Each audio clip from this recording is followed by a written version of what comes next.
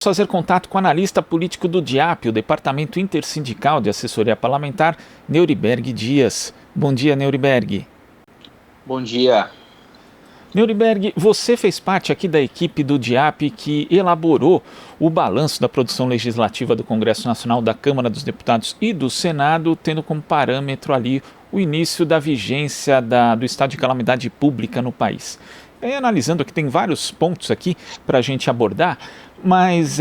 no cômputo geral o governo ganhou mais que perdeu. No total foram 241 votações classificadas, excluídas 14 em que houve liberação da bancada, e o governo ganhou 224, ou 93% das votações que foram seguidas pela orientação do Palácio do Planalto no plenário da Câmara. Como é que você analisa esse aspecto em especial, ainda mais quando a gente leva em conta que o governo não tem exatamente uma relação muito pacífica com o Legislativo, em especial com a Câmara dos Deputados?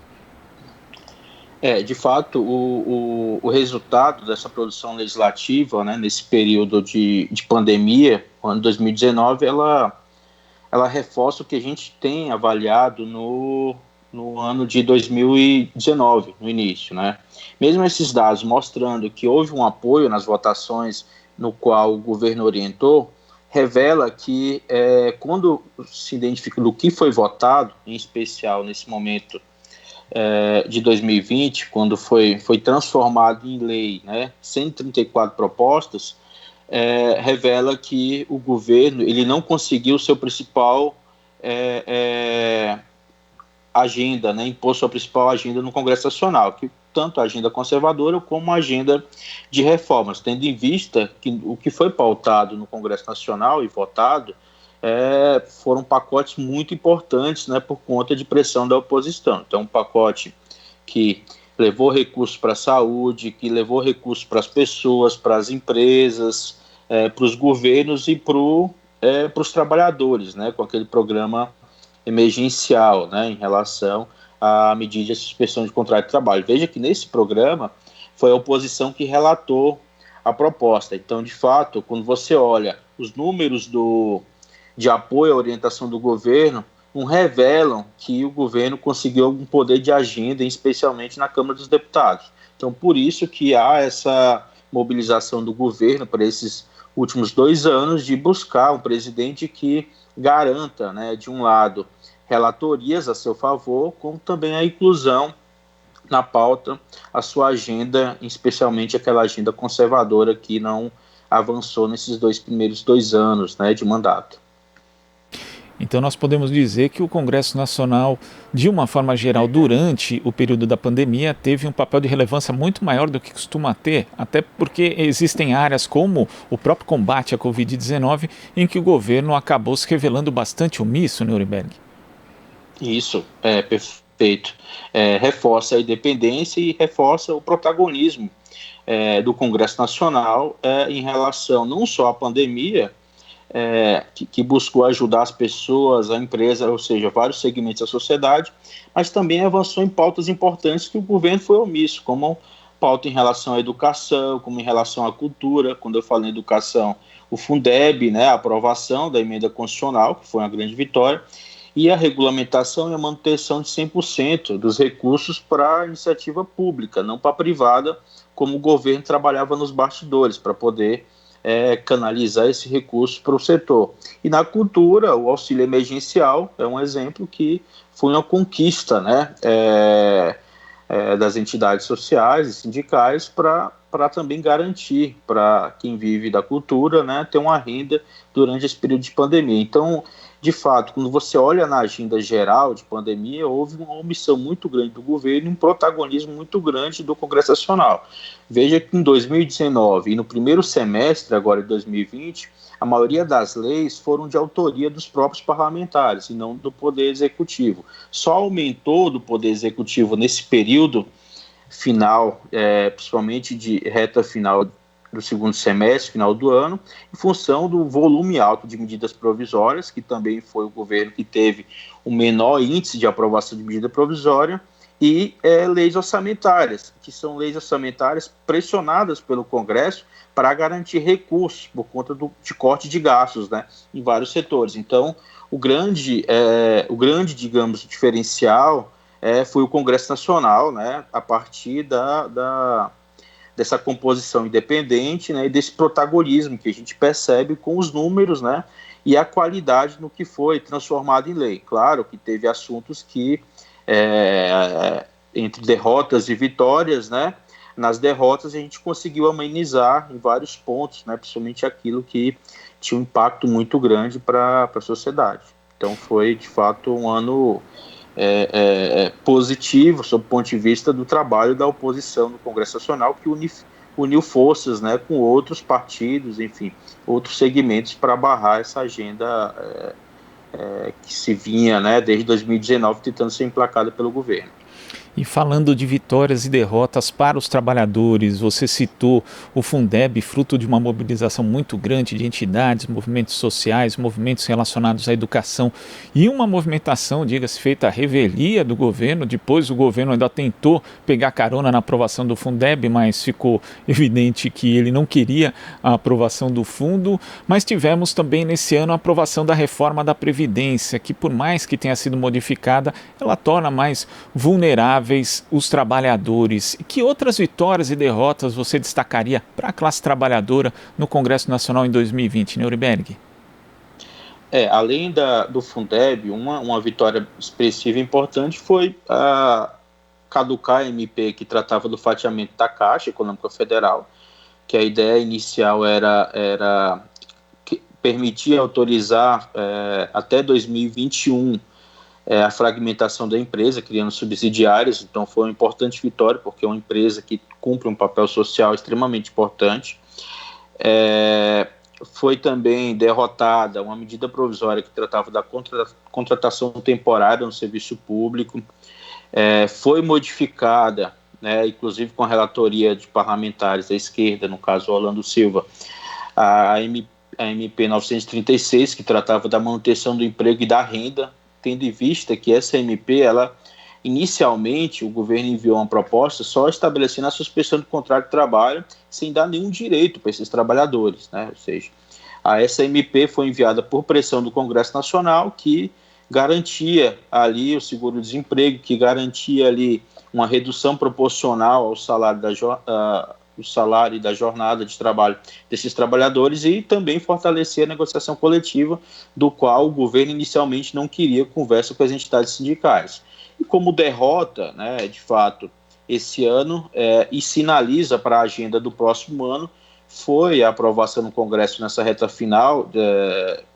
de ano, né, final de ano, um teto de gasto para estados e municípios, né, que foi o PLP 101, e que traz uma série de implicação tanto para os servidores como o serviço público, né, municipal e estadual. Esse assunto foi incluído na renegociação, né, de dívidas para Estado e município, mas criou uma série de condicionantes, e uma delas é criar esse teto de gasto que hoje já existe para a União, e a gente tem percebido aí o tanto que tem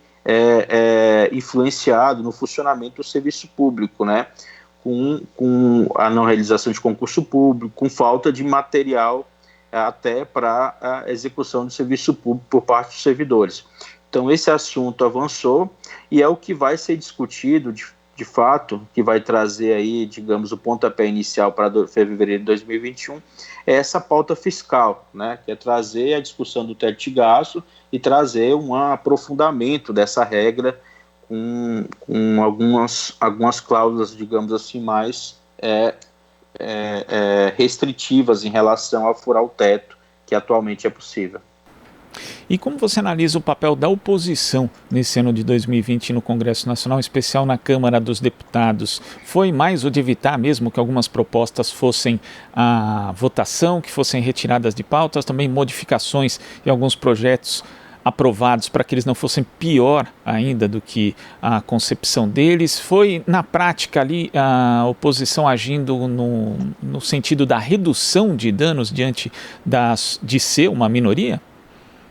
Sim, a oposição ela teve um papel fundamental desde a eleição do governo Bolsonaro,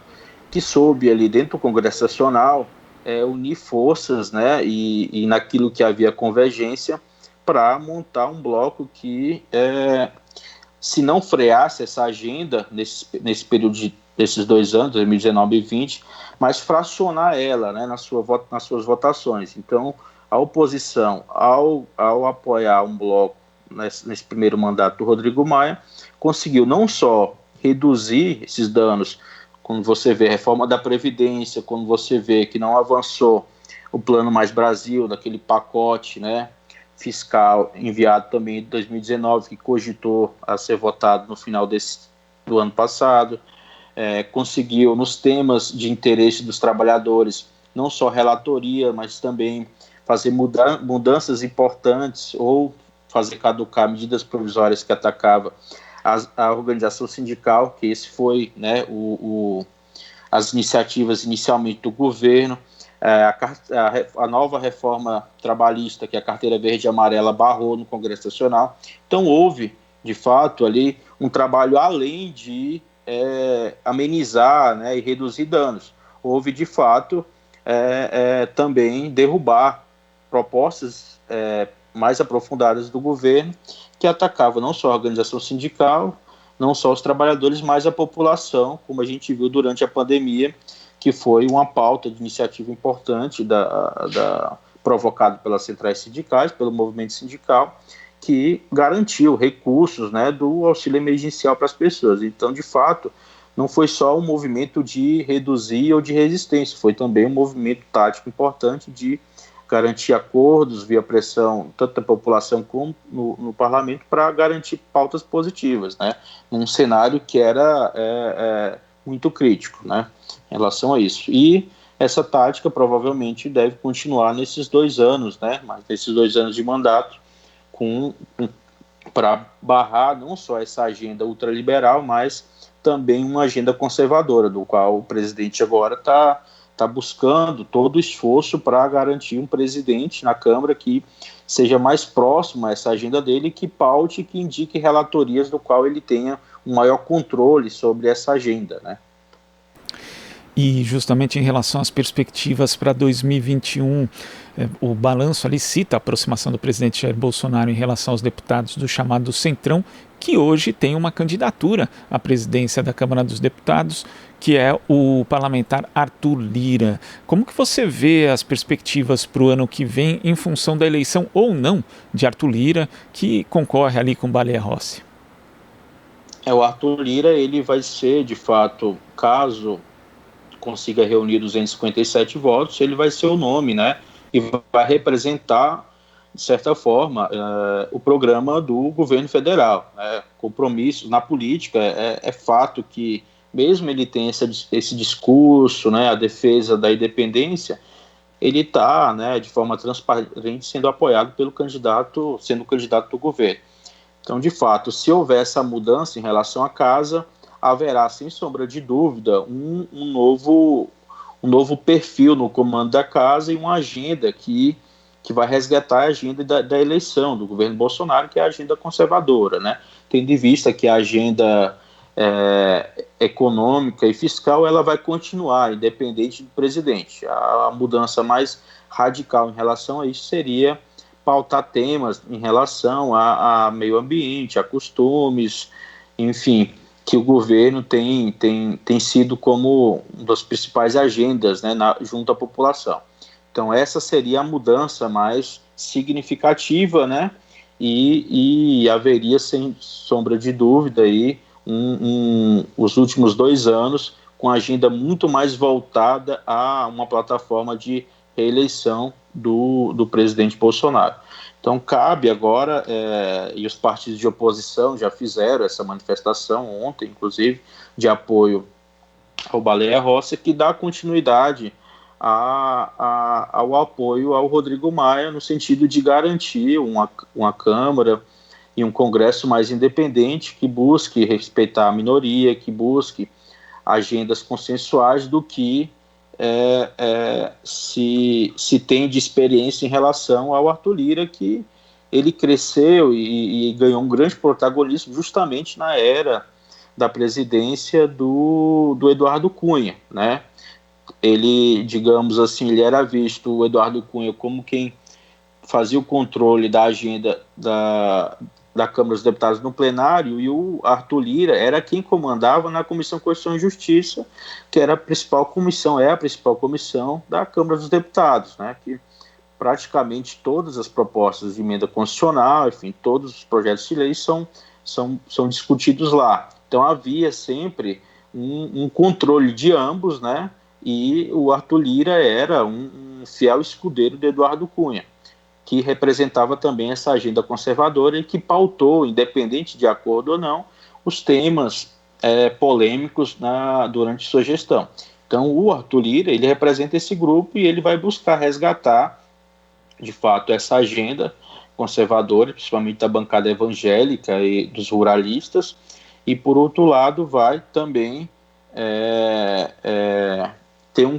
vai possibilitar um controle maior do governo, caso ele venha a ganhar a eleição, das principais comissões e das relatorias. Então, de fato, é um ambiente muito diferente em relação à eleição de 2019, do qual foi eleito Rodrigo Maia. Então, o governo não tinha espaço, agora conquistou espaço através de emendas, né, liberação de recursos e investimento na base eleitoral desses candidatos, principalmente do Centrão, para atrair essa base para buscar, aí, nessa reta final de mandato, emplacar sua agenda. Então, de fato, vai ser o principal evento, né, desse ano, e ele vai ser muito importante porque vai dar toda a linha, né, ou uma continuidade nesse relacionamento ou uma mudança, de fato, radical, e será muito a possibilidade de avaliação de resgatar temas, principalmente mudanças constitucionais, que o próprio líder do governo tem defendido plebiscito para a mudança da Constituição. Então, tudo que vinha de agenda sendo resistida, né, pode ganhar espaço nesses últimos 2 anos. Nuremberg, muito obrigado pela sua participação aqui no Jornal Brasil Atual e até a próxima. Até a próxima, muito obrigado. Conversamos aqui com o analista político do DIAP, o Departamento Intersindical de Assessoria Parlamentar, Nuremberg Dias. Você está ouvindo Jornal Brasil Atual. As notícias que os outros não dão.